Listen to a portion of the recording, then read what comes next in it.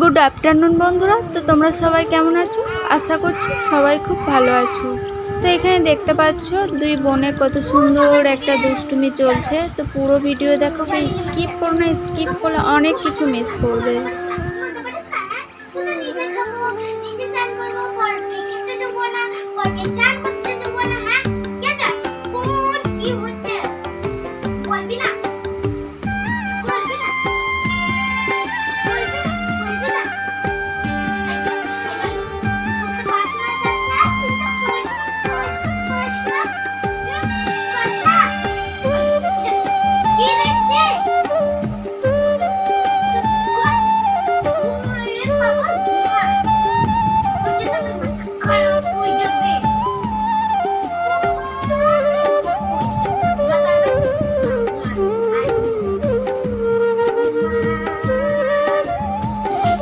এখন বাজে প্রায় দুপুর 3টে আর মেয়েটা এখনও জেগে আছে। তো বন্ধুরা দেখতে পাচ্ছ, ওকে কোলে নিয়ে তারপর আমরা খাবার খাচ্ছি।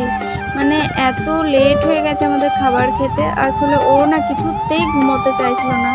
এরপর ও যখন ঘুমিয়ে গেল, তারপর আমি ওকে ওপরে রেখে তারপর তাড়াতাড়ি করে খাবার খাচ্ছিলাম।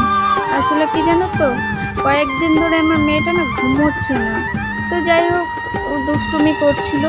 আর এইদিকে বড় মেয়েটা আমাকে জিজ্ঞাসা করছে, মা ও কেন এখন জেগে রয়েছে? তোকে আমি বললাম আসলে বুনো তো বড় হচ্ছে আস্তে আস্তে, তো সেই কারণে ও জেগে রয়েছে। তো ও বলছে আমিও কি এরকমই করতাম? তাই বললাম তুমিও যখন ছোট ছিলে তুমিও এরকমই করতে। দিয়ে বলছে আরও বলো আমি কি করতাম ছোটোবেলায়। ও না ছোটোবেলাকার গল্প শুনতে না ভীষণই পছন্দ করে। আর আমিও ওকে গল্প শোনাচ্ছিলাম, তুমি ছোটোবেলায় এরকম করতে ওই রকম করতে। তো তারপর বলছিলাম যে তোমার বোনও ঠিক তোমার মতনই দেখতে হয়েছে। আর এরপর আমাদের খাওয়া দাওয়া হয়ে গেছে আর মেয়েটাকে চলো ঠিক জায়গায় শুইয়ে এরপর আমরা ঘুমিয়ে নিব। তো দেখতে পাচ্ছি এরপর বড় মেয়েকে যে ডাকলাম, তো ও এলো। ওকেও বললাম যে তুইও ঘুমিয়ে পড়। ও বলছে ঘুমিয়ে কি হবে? মানে ঘুমিয়ে আবার কি হবে, ঠিক টাইমে উঠে আবার পড়তে বসবি। তা বন্ধুরা এবার আমাদেরকে লাইট অফ করতে হবে। চলো এরপর আমরা ঘুমিয়ে তারপর তোমাদের সাথে বিকেলে কথা বলছি। এখন বাজে প্রায় 6টা আর আমরা ঘুম থেকে উঠে গেছি। তো বন্ধুরা দেখতে পাচ্ছ এখন আর আমার একটুও নিজের যত্ন আমি নিতে পারি না। কোনো রকম চুলটা এই যে এরকম করে হাতে করে ক্লিপটা আটকে নিই, বাস হয়ে যায় আমার। এখন সেভাবে আর আগেকার মতো যত্ন নিতে পারি না, সময় আর হয় না সেভাবে। আগে যেভাবে যত্ন নিতাম নিজের প্রতি আর সেটা আর হয়ে উঠতে পারে না। তো যাই হোক, এরকম যারা মা হয়েছো আমার মতো এই ছোট বাচ্চা নিয়ে, তো বুঝতেই পারছো এত যত্ন নেওয়া আমার পক্ষে সম্ভব নয় এখন। আর এদিকে যে বড় মেয়েটা পড়তে বসবে, তো ওকে ওটাই বলছিলাম যে চুপচাপ খাতাটা নিয়ে আমি অঙ্কগুলো দিয়ে দেবো। তোর তো পরীক্ষা রয়েছে, ওর 2 তারিখ থেকে পরীক্ষা জানো তো। তো সেই কারণে একটু চাপটাও বেশি। তো 7 তারিখে আবার পরীক্ষা শেষ হবে। আর এদিকে আমার ভাইয়ের ছেলের অন্নপ্রাশন আছে, তো সেখানেও আবার যেতে হবে আমার বাপের বাড়িতে।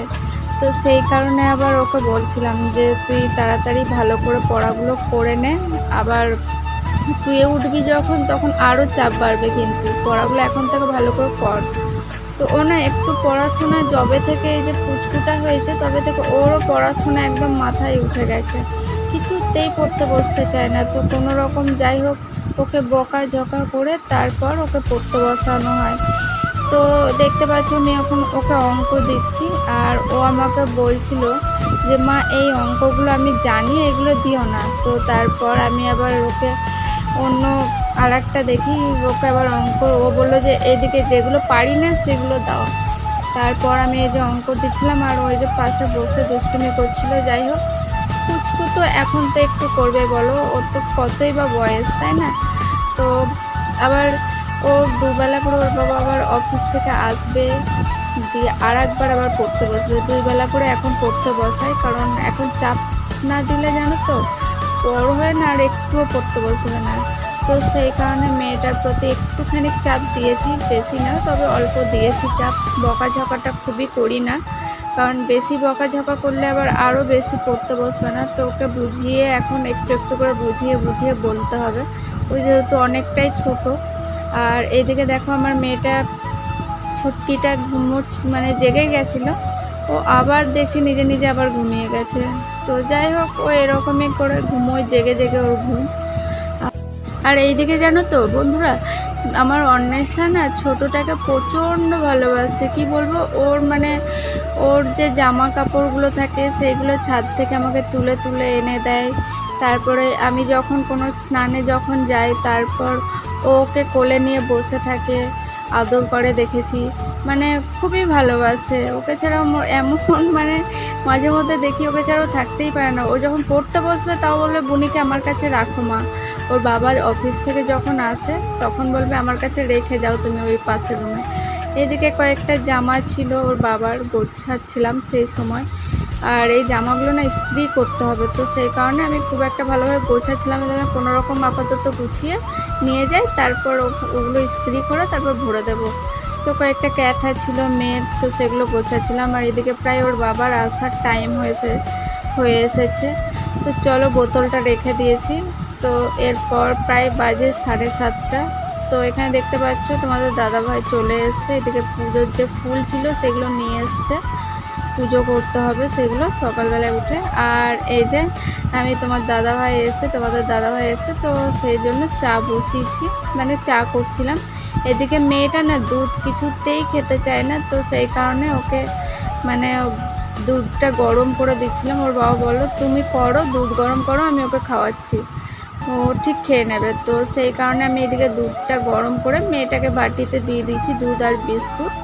আর এইদিকে আর কি জানো তো বন্ধুরা, অন্বেষা না কিছুতেই দুধ খেতে চায় না, তারপরে সুজি খেতে চায় না, দুধের জিনিস না ওর একদমই পছন্দ নয়। তাও আমি ওকে কোনো রকম জোর টোর করে খাওয়াই, কারণ হচ্ছে এগুলো না প্রোটিন আছে।